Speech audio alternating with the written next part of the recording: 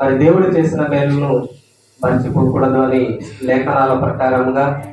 అయితే మేము ఈరోజు ఈ కృతజ్ఞత కూడిక చేయడానికి కారణము మా యొక్క కుమారుడు దేవుడు ఇచ్చిన బహుమానము మొదటి గర్భఫలము అశోక్ బట్టి మరి యొక్క దినాన్న కృతజ్ఞత కూడికను మరి ఏర్పాటు చేయడం జరిగింది. ఎందుకంటే చదువు అనేది అందరికీ ప్రాముఖ్యమైనది. చదువు లేకుండా మరి ఏది కూడా ఈ యొక్క భూలోకంలో మరి ఈ భూమి మీద జీవిస్తున్నప్పటికీ చదువు అనేది మరి ముఖ్యము. అలాగే దేవుడు మొదటి వాడైతే రెండవది చదువు అని కూడా చెప్పవచ్చు ఈ లోకంలో. ఎందుకంటే ఈ చదువు లేనిది మరి చాలా హీనముగా చీపుగా మరి లోకంలో చూస్తూ ఉంటారు. మరి నేనైతే ఇలా మరి కనబడుతున్నాను, నాకు బయట అయితే బాగా చదువుకొని ఉన్నాడేమో అన్నట్టుగా మరి కొంతమంది సహోదరులు అన్నప్పుడు నేను వెళ్ళినప్పుడు ఇదిగో ఈ అప్లికేషన్ నింపివ్వండి అంటేనే నింపివ్వలేని పరిస్థితి, మరొకరికి నింపివ్వండి. ఎందుకంటే నేను నింపుతాను, కొన్ని తప్పులు, రైటింగ్ రాదు. నేను చదివిందే మరి 7th క్లాస్ అయినా నేను చదువు ప్రారంభించిందే నా వయసు సుమారు అప్పటికి 18, 19, 20 దగ్గర ఉంటుంది. ఆ వయసులో వెళ్ళి చదివినప్పుడు మరి చదువు అవుతుందా?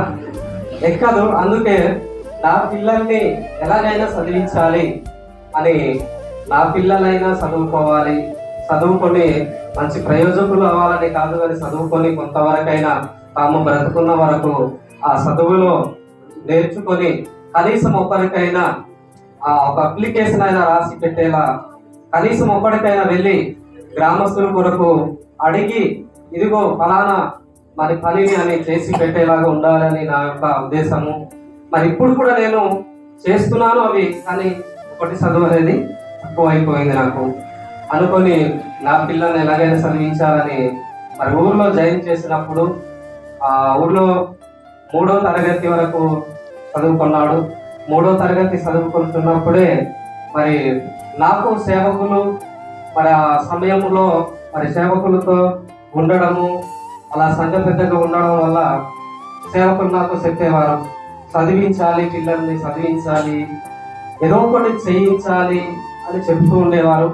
అప్పుడు చిన్న సంఘము చర్చి పైన ఉండేది. అప్పుడు పాస్టర్ గారు నాతో చెప్పేవారు, చదివించాలి ప్రభుదాసు గారు, పిల్లల్ని ఎలాగైనా చదివించాలని చెప్తున్నప్పుడు అప్పుడు చదివించాలి సార్, అయితే చదివించుదాము అని అన్నప్పుడు ఒక సహోదరులు ఆయన మధురవాడ అనే ప్రాంతము, ఆ ప్రాంతం నుంచి టూరిస్టుగా మరి కొత్తపల్లి అనే గ్రామంలో రావడము, ఆ దానియల్ కుటుంబాన్ని కలవడము, దానియల్ వారి పిల్లలను తీసుకోవడము, అప్పుడు అలాగే మీ కుర్రోళ్ళు కూడా పంపించడమని అన్నప్పుడు మా గ్రామం నుంచి ఒక 3, 4 తీసుకొని, అప్పటికే మా అశోక్ అయితే చాలా చిన్నవాడు, 7వ సంవత్సరం అనుకుంటాను అప్పటికి. అప్పుడు చదువు కోసం అని పంపించుదామంటే పాలు విడివల్లంటే వాడు ఇలాగా అని మేము చాలా బాధపడ్డాము. అప్పుడు నేను ఆ రోజు పంపించాలా వద్దా అన్నప్పుడు, ఎలాగైనా పంపించాలని పాస్టర్ గారు అన్నప్పుడు, సరేలే మరి మంచి వ్యక్తి, అక్కడ బైబిల్ నేర్చుకుంటారు, దేవుని వాక్యం నేర్చుకుంటారు, అన్నీ మరి చేస్తారు అన్నప్పుడు జాయిన్ చేసేమో. అలా జాయిన్ చేసినప్పుడు తీసుకెళ్ళి మరి దిగబెట్టడానికైతే వెళ్ళేము. చాలా చిన్నవాడు, విడిచిపెట్ట రావడానికి మనసు పట్టలేదు. అయినప్పటికీ చదువు అనేది ముఖ్యము అని సరేనని ఆ రోజు ఉండిపోయాము. విడిచిపెట్టి వచ్చేసిన తర్వాత ఇంటికి వస్తే నాకు ఎందుకు ఏదో ఎక్కడో విడిచిపెట్టి వచ్చేనా అన్నట్టు మనసు అయిపోతుంది. మరి మా మిస్సెస్ గారు అయితే, నీవు మరి అంత చిన్నవాడిని ఎలా వదిలిపెట్టి వచ్చేవని ఇంటికి వచ్చినప్పుడు నీరు కాల్సి ఏడుస్తున్నాను. ఇప్పుడు బాధ ఉంది, కానీ చదువు అనేది ముఖ్యము అని చిన్న పిల్లవాడు కదా అని విడిచిపెట్టి వచ్చాను. అయినా అలాగా ఓర్చుకుంటూ మరి ఉండిపోయాము. అలాగా ఓర్చుకున్నప్పటికీ కొన్ని రోజులైన తర్వాత మరి అక్కడ మన సేవకులు కూడా తమ పిల్లల్ని జాయిన్ చేశారు. అక్కడ కొన్ని కారణాల వల్ల అనాథాశ్రమము అని, అనాథాశ్రమంలో చదువుకుంటే DC1 అని, అనాథాశ్రమంలో చదువుకున్న పిల్లలకి మరి బయట చదవడానికి అవకాశం లేదనేసి అన్నసరికి చాలా బాధపడుతున్నాము. అయినప్పటికీ పాస్టర్ గారు వెళ్ళి తమ పిల్లల్ని తీసుకొచ్చారు. తమ పిల్లలను మా పిల్లలను కూడా తీసుకొచ్చేస్తే పాస్కి అయితే నేను రాను, నేను మా డాడీ వస్తేనే వస్తాను అని ఉండిపోయారు. ఉండిపోతే మరి రోడ్డు ఉండిపోయాడు, ఏం చేద్దాము ఇలా చేద్దాం అన్నప్పటికీ లేదు నేనైతే ఉండిపోతానని ఉండిపోయిన తర్వాత మరలా వెళ్ళి ఉంటావా వచ్చిస్తావా అంటే లేదు డాడీ నేను ఉండిపోతాను చదువుకుంటాను అన్నాడు. మళ్ళీ అప్పుడు తర్వాత మోహాను అలాగే నితిను ఇక్కడే ఉన్నారు, వారిని మళ్ళా జాయిన్ చేయడం అయినది. వాళ్ళతో పాటు అలాగలాగా చదువుకుని వస్తున్నప్పుడు మరి పిల్లలకి కొన్ని మరి చాలా ఒత్తిళ్ళు, అక్కడ ఇబ్బంది. ఒక 5 6 అన్నాడు, తర్వాత 50 మంది 150 మంది ఇలాగ పిల్లలు తీసేసుకొని ఈ పిల్లలకి ఇబ్బంది పెడుతూ నైట్ పూట పని చేపిస్తూ ఆ పాస్పోయిన్ అన్నది ఇలాంటివి తింటూ మరి వాళ్ళకి చిన్న పిల్లల్ని పరిచయం చేసినట్టు చేసి వచ్చాడు మా అబ్బాయి. అప్పుడు నాతో చెప్తాడు, కానీ నేను ఆయనను అడగడానికి మరి ఏమని అడుగుతాము అని అడగలేకపోతున్నాను. నేను 10వ తరగతి వరకు చదివి ఇస్తానన్నప్పుడు నేను మాట ఇచ్చేసాను కదా, మరి దేవుని సేవకుడు కదా అని ఇలాగా నేనైతే భావించుకుంటుంటే ఆయన చేసే పనులు కొన్ని చెడ్డ పనులు చేయడం వల్ల మరలా అప్పుడు ఈ 9th క్లాస్ వరకు వచ్చాడు. 9th క్లాస్ వరకు వచ్చిన తర్వాత కొన్ని ఒత్తిళ్లు రావడం వల్ల ఒత్తిళ్లు వస్తే ఈసారి అయితే మేము ఉండము అనేసరికల్లా ఆయనకు చెప్పకుండా వెళ్ళి తీసుకొచ్చి క్రిస్మస్ లో ఆ సెలవులు తీసుకొచ్చి మళ్ళీ వెళ్ళి ఆ సర్టిఫికెట్ ఆయనకు తెలియకుండానే తీసుకొచ్చేసాము. తీసుకొచ్చిన తర్వాత ఫోన్ చేసి మా అబ్బాయికి చాలా తిట్టాడంట. తిట్టినప్పటికీ మరి ఎందుకు ఇలాగా జరిగింది, ఎందుకు వెళ్ళిపోయారు అని ఘోరంగా తిట్టించాడు. చాలా కొట్టే వాళ్ళు ఇబ్బంది చేశాడు. వాళ్ళ అబ్బాయికి అప్పగిస్తే వాళ్ళ అబ్బాయి కొట్టడము, తన్నడము, పని చేయించడము, బాత్రూములు కడిగించడము, ఇలా చాలా ఇబ్బంది చేశాడు. చేసినప్పటికీ మరి చదువు అనేది ముఖ్యం బాబు అని నేను చెప్పడము. అలాగా బయట గవర్నమెంట్ స్కూల్లో చదివిస్తారేమో అంటే ప్రైవేట్ లో చదివిస్తాడేమో అంటే గవర్నమెంట్ లోనే చదివించాడు. అయినప్పటికీ సరే కానీ తీసుకొచ్చాను. మరి తీసుకొచ్చిన తర్వాత కూడా సీట్ ఎక్కడ దొరకదు 10th క్లాస్కి. అక్కడ ఇక్కడ అడిగిన సేవకులు కూడా చెప్పడం జరిగింది, ఎక్కడైనా మరి సీటు దొరుకుతుందేమో అని సార్ అంటే సార్ కూడా జీమాడుగులు అడిగారు. జీమాడుగులు అడిగినప్పుడు కూడా సీట్లు లేవు, అయిపోయేవి అనేసి అన్నప్పటికీ మరి ఏమి చేయాలన్నప్పటికీ అది లోకాలు నాకు కూడా తెలియదు. మా ఊరు నుంచి ఒక మన బ్రదర్ చదువుతున్నారు నవీన్, అక్కడ అడిగాను సీట్ ఉంది అనేసి అన్నారు. వెళ్ళిన తర్వాత లేదు అన్నాడు. నిశ్చయంతో మాట్లాడిపించాను, చదివించినప్పుడు ఇంగ్లీషు హిందీ బాగా చదవడం వల్ల సీట్ ఇచ్చారు. ఇచ్చిన తర్వాత మళ్ళీ ఇద్దరు కావాలంటే వారు కూడా బాగా చదువుతారు, మోహన్ నితిన్. అప్పుడు చదువును చూసి చేర్చుకున్నారు. మరి కిందనే చదివించారు కదా, పైకి ఎందుకు తీసుకొస్తున్నారు అంటే పరిస్థితులు బాగోలేక తీసుకొచ్చేమని చెప్పడము జరిగింది. ఇలా వచ్చి అప్పుడు వచ్చిన తర్వాత అలా చదువుతున్నప్పుడు మధ్యలో చాలా మరి ఆటంకాలు వచ్చాయి. మరి అక్కడ నుంచి ఇక్కడ వచ్చిన తర్వాత ఇక్కడ మరి టీచర్స్ పట్టింపు లేదు, ఏమి లేదు. పిల్లలు ఓవర్గా తిరగడము, జీమాడుగులకు అక్కడికి తులపాడుకు జీమాడుగులకు తిరుగుతుంటారు. సేవకులు తెలుపు మరి ఎందుకు తిరుగుతున్నారు అని కనిపిస్తారు వెళ్ళే వారికి. మరి ఇలా అయిపోతున్నాడు కదా, 10th క్లాస్ కదా, పబ్లిక్ కదా, పాస్ అవుతాడా లేదా అని నేను సంఘంతో అప్పుడు నాకు చిన్న అభ్యంతరం పడ్డాను. తర్వాత సంఘంని మా కొరకు ప్రార్థించండి, మా కొరకు ప్రార్థించండి అని సంఘంని ప్రార్థించడము, సేవకులను ప్రార్థించండి అని గ్రూపులో పెట్టడం, ఇలాగా చేయడం వల్ల మరి అబ్బాయి అయితే నేను పాస్ అయిపోతాను డాడీ అనేసి అంటున్నాడు. మరి పాస్ అయిపోతాడా అని నమ్మకం అయితే ఉంది, దేవుడు ఉన్నాడు పాస్ చేస్తాడని. మరి ఇలా నమ్మకం అయితే ఉంది, కానీ మరి ప్రార్థన అనేది ముఖ్యము. సేవకుల్ని మరి మా తారీఖు సేవకులను కూడా మీరు కూడా ప్రార్థన చేయండి సార్ అని చెప్పడం వల్ల ప్రార్థన చేశారు. అలా ప్రార్థన చేస్తే ప్రార్థనలో దేవుడు ఫలితమిచ్చాడు. మా అబ్బాయి అయితే మరి నేను 400 దాటాలి మార్కులు అని ఆయన 400 గేరట్టు దాటుతాననేసి అక్కడ తోటి స్నేహితులతో సహోదరులతో చెప్పడం జరిగింది. అయినా కూడా మరి అలాగా ఎంతో కొంత మార్కులు సంపాదించడము, మరి సంపాదించి 392 మార్కులు మరి వచ్చినట్లుగా దేవుడు సహాయం చేశాడు. అందును బట్టి మేము సంతోషించాము ఆ రోజు.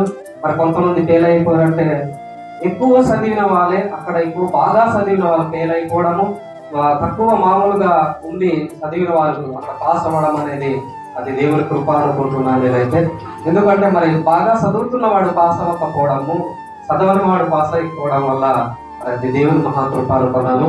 తర్వాత అలాగే నేను సీట్ కోసము మరి ఇక్కడ ఆల్రెడీ ఎగ్జామ్ కూడా రాయించాను. పాలిటెక్నిక్లో అని ఎగ్జామ్ కూడా రాయించినప్పుడు అక్కడ పాస్ అయ్యాడు. అక్కడ పాస్ అయినప్పుడు వారు మేము ఫీజులు ఏమి లేవు రండి జాయిన్ అవ్వండి, సర్టిఫికేట్ ఇవ్వండి అన్నప్పుడు కూడా సరే ఎంత అనేసి అంటే మరి ప్రాంతం సహోదరులు ఫెయిల్ అయిపోవడం వల్ల మనసు కొంచెం మారిందేమో.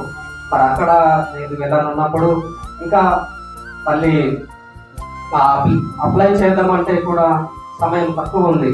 వెళ్ళి అప్లై చేసినప్పుడు మరి కౌన్సిలింగ్ అయింది ఈ మోడల్. అలాగే మేము కొత్తపల్లి వెళ్ళాము, సేవకులతో కలిసినప్పుడు కొత్తపల్లి ఉన్నాడు. సేవకులు ఏమన్నారు, మీరు వెళ్ళండి అలాగే వెళితే అలాగే అయిపోతుంది అనేసి అన్నారు. మేము వెళ్ళాము. ఆల్రెడీ 400కి 300కి మధ్యలో పిలిచినప్పుడు మేము వెళ్ళాము. అలాగా అయిపోయిన దానికి మాకు 350 రండి అనేసి అంటే ఫస్ట్లో వెళ్ళడం అయింది.